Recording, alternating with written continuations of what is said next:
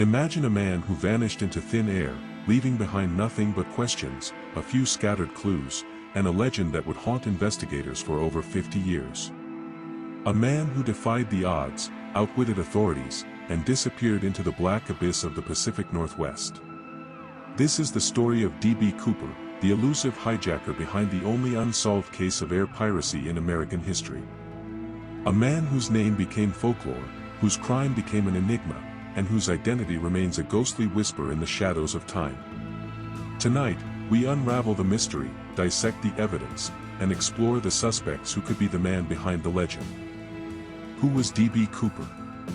And perhaps the more chilling question, where is he now? The crime. It was November 24, 1971, a chilly, overcast Thanksgiving Eve.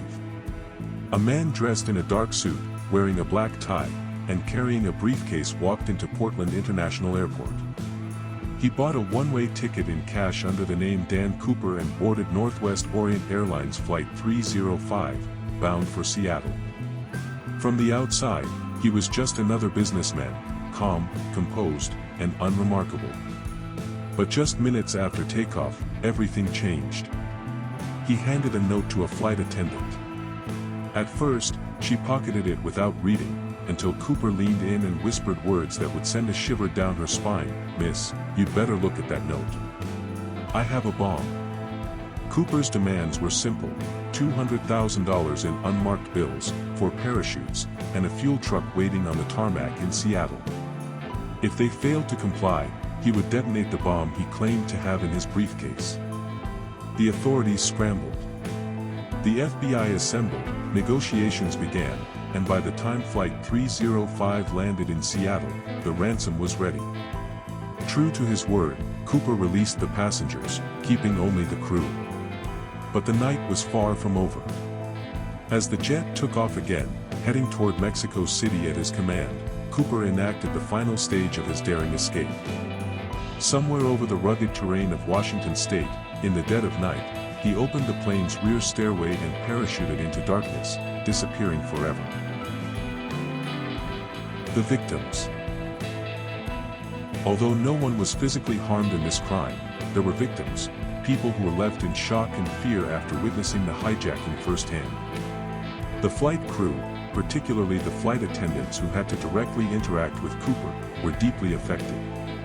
They spent hours locked in a tense and nerve-wracking situation, uncertain if the man claiming to have a bomb would truly use it.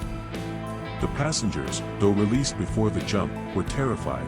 Their Thanksgiving Eve turned into a harrowing ordeal they would never forget. The airline itself suffered a financial blow, losing a significant sum of money, and future air travel policies would be forever altered because of this crime. The investigation. The hunt for D.B. Cooper became one of the most extensive manhunts in FBI history. Agents scoured the suspected drop zone, a vast, unforgiving stretch of dense forest, rivers, and desolate mountains. No trace of Cooper was ever found. No body. No parachute. Nothing but speculation and a haunting void where answers should be. The FBI collected physical evidence from the plane, including Cooper's black clip-on tie, cigarette butts, and fingerprints left on various surfaces. These items were sent to forensic experts, but despite their efforts, none provided a definitive lead on his identity. Investigators interviewed all 36 passengers and the flight crew, attempting to piece together every possible detail about Cooper's appearance and mannerisms. Composite sketches were created based on witness descriptions, and an age-enhanced version was released years later in hopes of sparking new leads. Then, nearly a decade later, in 1980, a boy digging along the Columbia River unearthed something chilling, a bundle of decaying $20 bills that matched the serial numbers from Cooper's ransom money. But how did it get there? And why only a fraction of the cash? Was Cooper dead? Or had he planted the money to taunt the authorities? Investigators tested the soil and studied river patterns, trying to determine if the money had naturally washed up there or if someone had intentionally buried it. The find led to renewed searches in the area, but again, no new clues surfaced. The mystery only deepened, with some experts believing that Cooper had perished in the wilderness, while others speculated that he had successfully escaped and hidden away. The suspects. Over the years, the FBI interrogated more than 1,000 suspects. Some stood out as eerily plausible. Richard Floyd McCoy Jr. was a Vietnam veteran and skilled parachutist who executed a near-identical hijacking in 1972. He demanded $500,000, jumped from the plane, and was later captured. Many believe he was Cooper, but the FBI dismissed the idea, citing differences in appearance and tactics.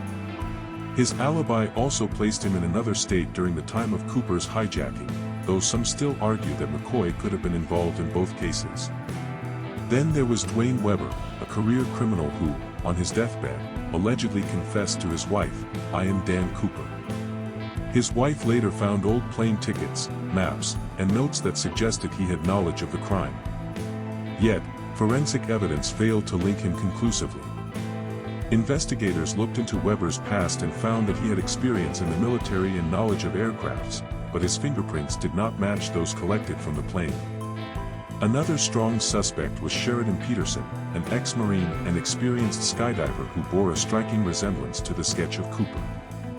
He even worked for Boeing at the time of the hijacking, giving him intimate knowledge of the aircraft's layout. But again, DNA evidence ruled him out. Peterson, while admitting to having the skills necessary for the crime, always denied involvement.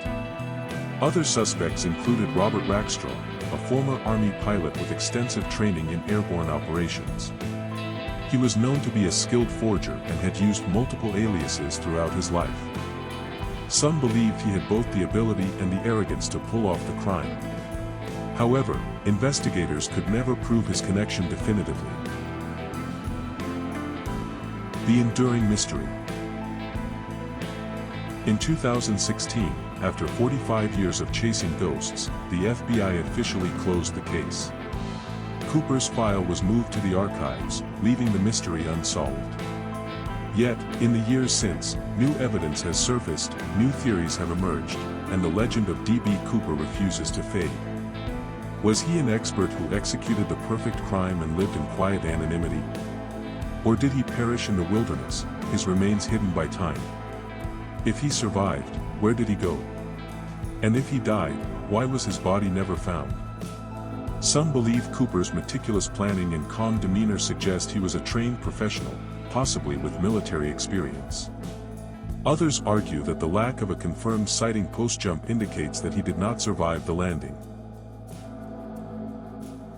This is where we leave the mystery, hanging between fact and folklore, between myth and truth.